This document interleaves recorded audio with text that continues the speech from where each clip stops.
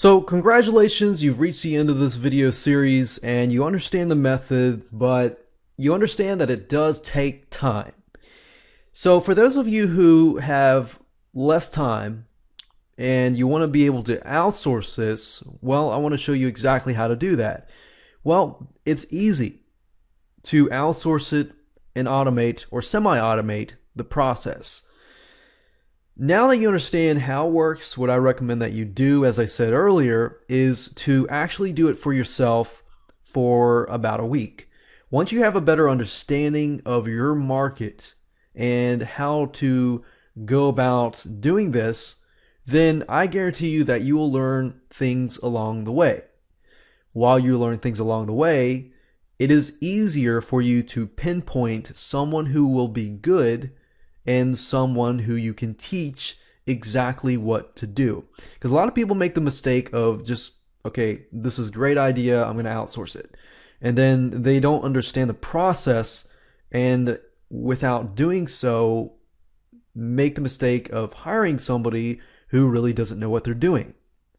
So that's the best way to teach it. Do it first, then teach it, and you'll be able to find somebody who will do a good job. Now, I recommend a site called odesk.com. And it looks like this.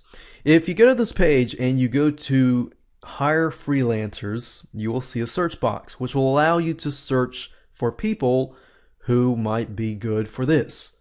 Now, I personally like to find somebody who is passionate about the topic that my Facebook fan page is all about.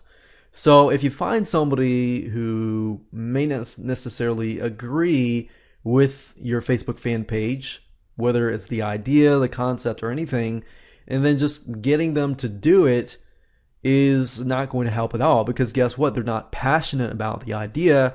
Therefore, the engagement with the other Facebook fans that are active fans may not go as well. Now, how do you do that? How do you find somebody who is interested in your topic? Well, it's easy. What I recommend that you do is you post a job. You specifically say, hey, all I need is for somebody for an hour a day who has passion in this area, who is passionate about this area.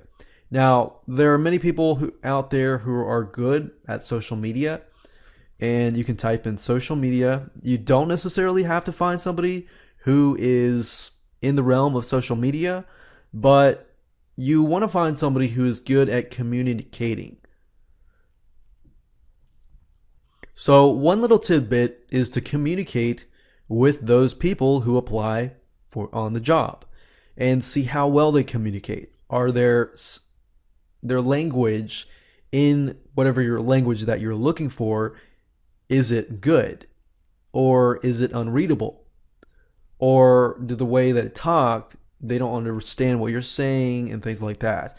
So that's really how to gauge it, is by communicating with them yourself. And that way you figure out from that point, okay, they're good at talking, they're good at communicating. How can I find somebody who is passionate?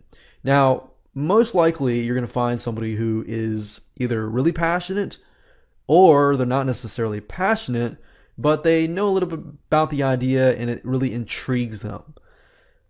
If it intrigues them, that's a good sign as well. I would not find somebody, if you can't find somebody who is either passionate or possibly is passionate or interested in the idea, because that could actually hurt you down the road. Now, with Odesk, I like it because it's really easy to find people here.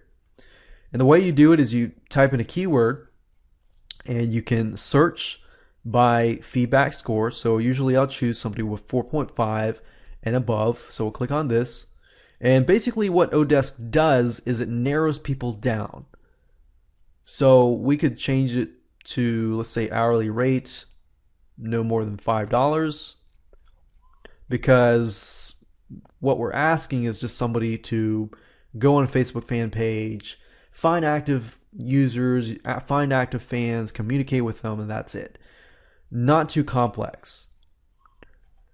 Now, from this point, I normally choose at least 1 hour, because I don't really want anybody who is a new account unless they're referred by somebody else that I know. And any location is fine. So from that point, you can post a job and see the applicants, see if how they communicate with you and so forth, all the stuff that I discussed, and use your due diligence.